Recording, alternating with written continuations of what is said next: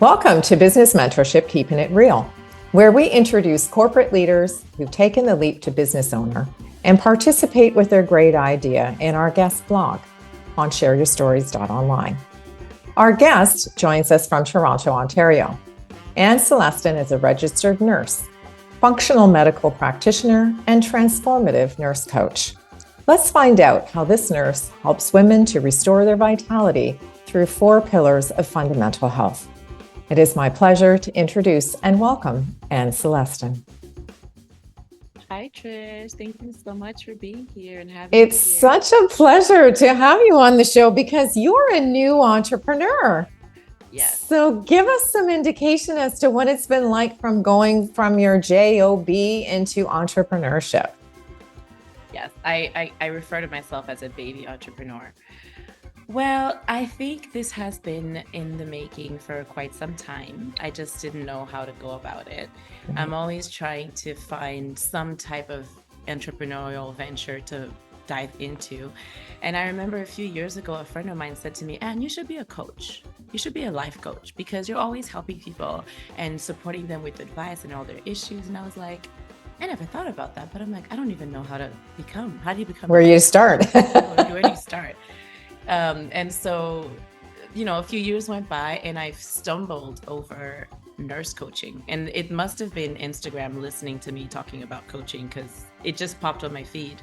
And I was like, oh my gosh, this is what I've been looking for. It was a certification because I didn't know nurse coaching is actually a board certified specialty in nursing. So I was like, okay, I'm going to take this certification and I'm going to start doing nurse coaching, which, by the way, basically it's a life coach that's trained in the art of health and wellness. That's a nurse coach, but you're just a registered nurse and you have to do the certification. So I did the certification and I just still didn't know where to start. The only thing I did after that was find a name for a website that I bought. Like I bought a domain, but never furthered with that. But then I stumbled upon a different academy that was helping professionals who wanted to be functional medicine practitioners. And they were also going to help them to start a business. I said, this is what I need. I need to know what to do in order to start a business. So I said, I'm just going to go right in. I was off. I've been doing travel nursing for a few years and I was off contract and I had 3 months off and I was volunteering and I started doing workshops for emotional wellness for women. And then I just thought, this is what I need to do. I need to dive deep into this and help people in this more meaningful way and have more control over my schedule and do the things that I love. And so I'm still doing it. I mean, I've only launched in May, so it's still very new. But that's how I got into it. I needed that guidance and coaching from people who know how to launch a business, to really get my feet wet. Yeah. Well, congratulations to you for taking that leap, because it is a huge mindset shift for yourself to go from, the job or the contract work into your own gig. So give our viewing and listening audience a bit of an indication as to the 4 pillars of functional or fundamental health, because I understand that there are nutrition, movement, sleep, and stress management. So those kind of are pretty important for everybody. And I know that your target market is ideally women, but let's talk a little bit about the 4 fundamental pillars of health. Yeah, absolutely. I think that sometimes when we talk about health, we tend to focus on one aspect of these 4 and sort of neglect the others, right? Like I hear people talk about how, I eat healthy. So, that's all I need to do. I just need to eat healthy. But it's like, yeah, but you're going to bed at 2 a.m. and only getting 4 hours of sleep. That's not really balanced, right? So the idea is that when someone comes up to me and they're like, I want to improve my whatever the issue is, a lot of times it is hormones, or sleep actually tends to be a big one as well. A lot of people have insomnia, you wouldn't believe. And I say, okay, fine. So we're going to do the supplements because that helps a lot as well.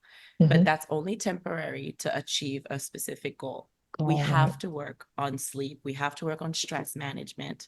We have to work on your movement, and we have to work on the diet. Like those things have to go hand in hand together in order to achieve more lasting results. So it's a lot of, like, when it comes to stress management, sometimes it's just traffic every morning that really Yeah. affect Gets you somebody's wound stress up, levels, so, right? so I mean, not everybody can change their jobs, but maybe we can just teach you some stress management techniques that will help you manage that stress better, right? Maybe it is the job, maybe it is the family, whatever it is just trying to work around ways to manage that properly. When it comes to movement, maybe you don't have to run a marathon, but we do know we have to walk or move every day, right? We talk Mhm. about 30 minutes, generally speaking, every 5 days a week for the average adult. So this is Right, something that we want to help incorporate, right? And for somebody who doesn't move at all, maybe it's okay, you know what, just walk around the table 10 times after dinner, start right. baby Baby steps. steps. Yeah, But and then for sleep, same thing. Let's work on sleep hygiene and figure out ways to help improve your sleep. Where is the issue with the sleep?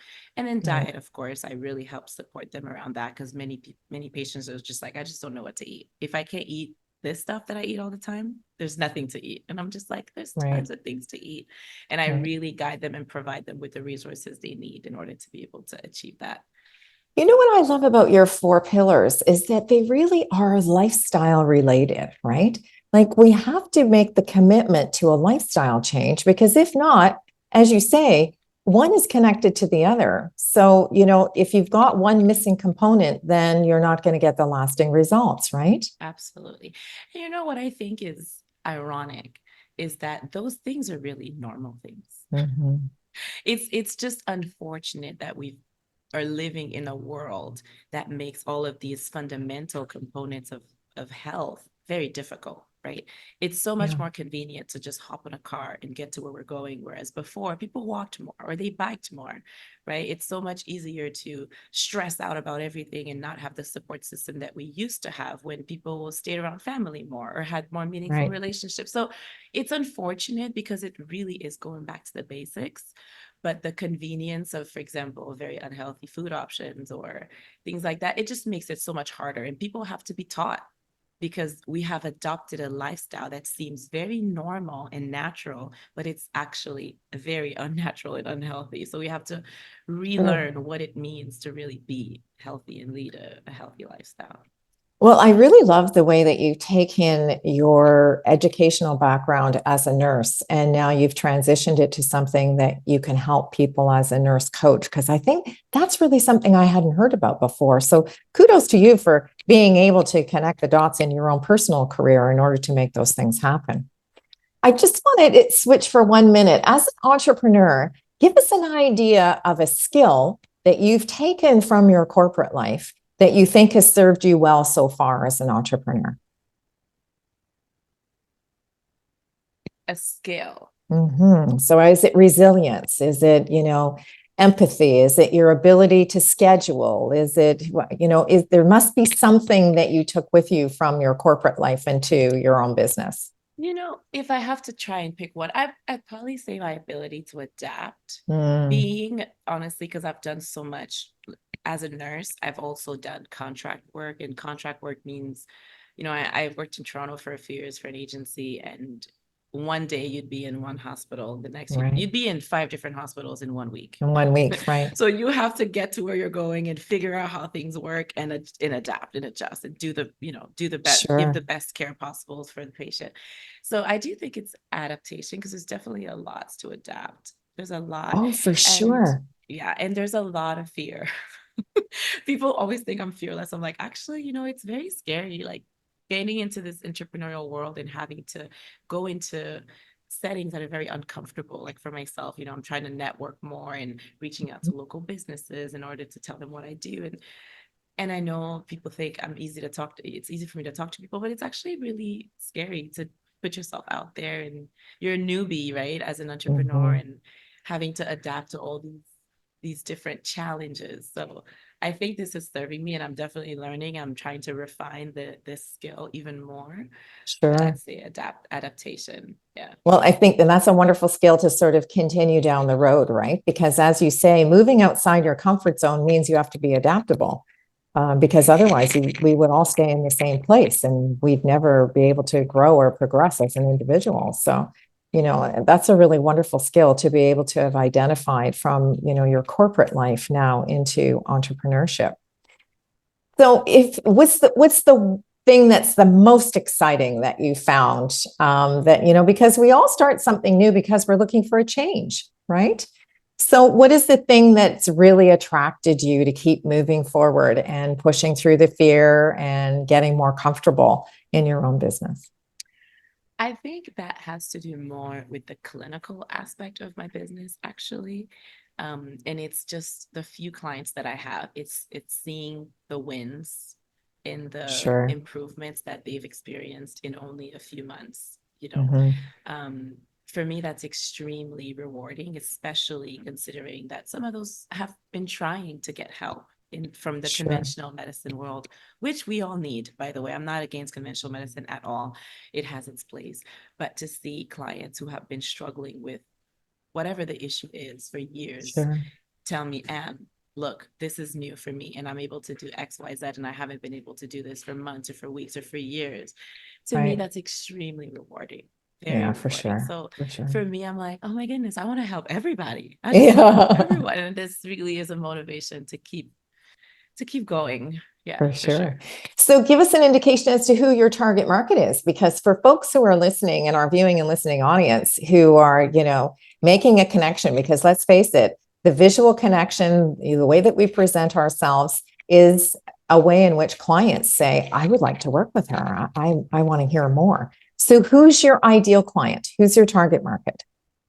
So my ideal client, they're women with hormonal imbalances and gut issues. So what that looks like, they're women who are like, I wake up tired. I sleep 10 hours and I wake up tired, or I'm putting on weight and I don't know why. My diet hasn't changed, or my hair's thinning out, or I'm constipated. So they're experiencing those issues and they're not really sure why, or they're trying to do the right thing. Maybe they are taking supplements. Actually, a lot of people I speak to, they're taking supplements. They're taking a million supplements. But those are the women that they might not realize, or they might know that their sleep is being affected by hormones or their weight gain is being affected by hormones. So I target this population specifically. But of course, like the way I was trained, they're like, whenever a patient comes to you, you treat the whole body. Yeah, for Because sure. oftentimes those imbalances are actually related to other things. So we have to Mm. address everything. So a lot of times we end up fixing a lot of other issues that are side effects from those symptoms are experiencing. But yeah, hormone health and gut health. That's kind of an Eastern medical practitioner kind of approach, right? Is taking a look at the whole holistic body and saying, okay, we'll use sleep as an example. Sleep is only the result of something else, right? If you're not able to sleep, there's a root cause somewhere. You just have to be able to almost be a little bit like Sherlock Holmes and fact find to find out what that thing is. And then once you fix that thing, then everything will start to fall into alignment, right? So I really love this Eastern adaptability that you've brought into your practice, because just because we can't sleep doesn't mean we're sick. Yeah. But we don't know where to go for help to try to find it. So I think that's really an important component, for your business, because you're able to take them through and give them advice on some things that are a little bit more behind the scenes, that you dig a little deeper. And it's exactly that. We play the role of a detective. And I think Right. that's why functional medicine is so valuable, because the approach we use is extremely individualized. Because in Sure. order to play that detective, we have to ask a lot of questions and Mhm. we have to do sometimes a lot of testing, sometimes not, right? Like, Sure. but you have to do the advanced testing and then you try to figure out, okay, well, why is your estrogen so high? Like, why Right. is it so high? Let's Right. figure out what you're doing in your lifestyle that might be contributing to that. Let's figure out what's Sure. happening with your gut. Maybe it's not clearing the estrogen properly. Let's figure out what the case is for you and then, Right. act on it. Really, really cool. It's a lot of work, but I love it because I love learning. I Right. I'm traveling right now and I have like my huge books. My uncle's like, "Can't you just Google that stuff?" I'm like, "No, you need the book. You Yeah, need the sometimes book. the pages, you need to turn the pages, right? You do, and it's like a compilation of so many research studies. That's the other thing with functional medicine. It's all research based. It's not just Sure. like ho-hum stuff. It's really Right. research. And that's what's impressive. There's a lot of research that has been done on all these topics, but it would take way too long To to figure it address out. that from a functional medicine perspective in just conventional medicine, because it takes too much time and a Sure. lot of hand holding as well, you know? Yeah. So Yeah, for yeah. sure. So do you find that is your business 50-50 in person and using, online resources, or do you find it's 80-20? Is there a percentage in terms of how you're able to connect with your customer? Do you do it mostly online? Yeah. Right now, it's actually 100% virtually based Sure. practice. Yeah. Yeah. Later on, I've considered I'd like to have a hybrid practice. Sure. Right? Yeah. But for now, it's all virtual.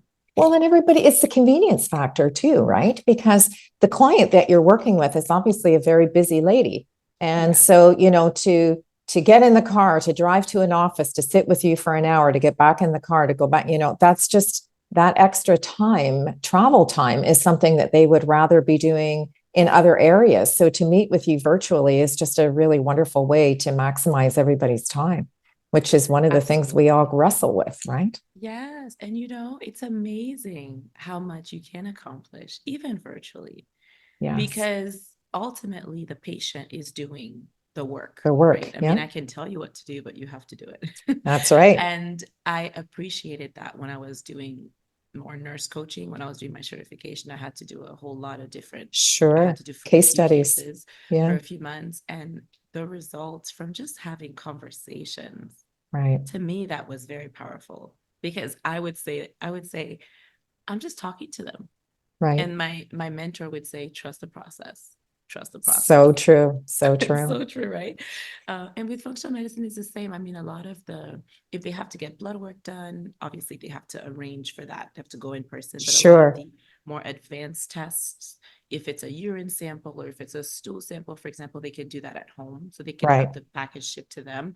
And then from there, any other information that I need, I can usually get that from their doctor, right? Like if they have gone for blood work or for their blood pressure or any of sharing that. things. So it's definitely a lot that can be accomplished even virtually. And of course, if there's any reason for concern, I also do refer them back to their general practitioner, because sometimes that might be necessary. So you mentioned a mentor. So how have you found mentorship has been beneficial as you move? You say you're kind of going in, you're in the baby or the incubator stage of your business. So how have you found that mentorship relationship? Because I'm sure people are listening to you and thinking, wow, I had no idea there were these options for me if they're a nurse. So how did you find your mentor, and how beneficial has that mentor been in this incubator stage? Yeah, so in both cases, like for my nurse coaching and for my academy, it was really through an academy, right? That teaches you, and they have support. They have coaches that are there to help support me. But for me, it was absolutely crucial, because as much as I am independent and I love to take initiative, I like to have the guidance of an expert. I think it's so much more effective at reaching whatever goals that I have. I love being able to ask questions. I ask a lot of questions all the time, and I like to have really constructive feedback. Like, that's really important to me. For example, one of the things that I do is I do webinars, and one of my mentors, she sat me down. She's like, okay, present the whole thing to me. It's an hour long, and then gave me a whole bunch of feedback. And I'm just like, thank you so much. That's so cool. Right? Yeah, that's so cool. So great. And one of my coaches, well, actually my primary business coach, she will have like a list of items that I need to be working on. And whenever we meet, we see what the progress is and all of that. So for me, I think that's very helpful. I realize you don't need that. And everybody's so different. Like for me, I feel like I need that structure. But I think everybody needs a cheerleader, right? So and I think the coaches and the mentors help us with being a cheerleader, which that's a wonderful thing to share, because, sometimes folks take their side hustle to the forefront. And when you do that, you need to have a cheerleader in the background that's helping you with all of those processes that need to be in place in order for you to build an efficient business model. So absolutely. And this idea of a coach, I believe in it so strongly, because as a nurse coach, I'm a coach, right? Sure. So I help those clients. As a functional medicine practitioner, I'm also a coach because that's what I do a lot, is helping them. And I always tell my clients, you could do all of this on your own. Actually, a lot of them have been trying on their own, but I'm just like, how's that going for you? Yeah, for sure. Because a lot of times we just need somebody who's able to see it from an outside perspective to help us, right? So I always tell my patients about when I wanted to get fit. And I was like, I was going to the gym and doing all sorts of stuff. And then I got a personal trainer, 3 months, changed my body. Right. It's not like I don't know how to go to the gym, but that's there's a lot of things that I didn't know that he was able to support me in the cheerleading aspect. And also, yes, I really think that anyone who's starting a business should have a business coach. I think that's so helpful, and someone who has been successful themselves, right? That's able to guide you along the way. I think it's very, very helpful. Absolutely. Well, I think, what's really wonderful is that you've shared some really practical applications of them, things that you're implementing in the incubator stage of your business. So, I think down the road, we're going to reconnect with Anne and find out how things have sort of moved to the forefront. But one of the things that we do in the guest blog is we ask folks to share 3 words of advice. So I'd like you to wrap up our conversation today with sharing with our viewing and audience why go for it is so important to you and your business. Go for it. And that sounds so simple, but it's because I think a lot of times we hold ourselves back. We hold back because of fear. I think most of the time it's because of fear, but we have all sorts of reasons we place before us why we can't start right now. And I think starting a business, it's hard. And I think a lot of times the people around us are maybe not going to encourage that. But I think if you really have a desire for that entrepreneurship, if you really want to be able to use your creativity in a way that is fulfilling for you by doing whatever it is that you do in business, go for it. Put it plan a date and just do it, because it's never going to be the perfect time. The perfect time is right now. Because I always say I could have done this 10 years ago. I could have. Why not? But I mean, sometimes obviously I didn't know. For example, the timing wasn't right. Timing wasn't right. But I've always wanted to be an entrepreneur. I just didn't know what. So I feel like if you want to be an entrepreneur, maybe start brainstorming, figure out what it is that you want to do. But the moment you have an idea, just go for it. And even if it doesn't work, then you've learned. And then you go for the next idea. For sure. Idea, right? Yeah, that's so true. Well, I want to thank you so much, Anne, for joining us, because what I love about our conversation is that you've shared some of the really practical things you've had to go through as you get started. And we all start somewhere, right? I say that, every entrepreneur remembers the days when they started in the trenches with a great idea, and you have to action that great idea in order to take it into a business. So congratulations to you for taking that leap. I'm certainly hoping that you'll keep in touch with us and you'll give us a progress report, so to speak, and we'll have you back on the show in another season and you can give us an update on how things are going. Thank you so much, Trish. Thank you for the work you're doing and allowing small entrepreneurs like us to be able to share what we're going through. And thank you so much for having me today. I really enjoyed that. It's my absolute pleasure. Thank you to our viewing and listening audience for joining us today for this edition of Keeping It Real, introducing you to the person behind the logo. If you'd like to connect with our guest, you'll find Anne's contact information in the description portion below. I'm Trish Tonai, author, artist, and the founder and host for the series. And if you're interested in sharing your business story, visit our website at shareyourstories.online and subscribe to our channel, Business Mentorship, Keeping It Real. Thanks again for tuning in, and we look forward to meeting you next time when we share another great idea.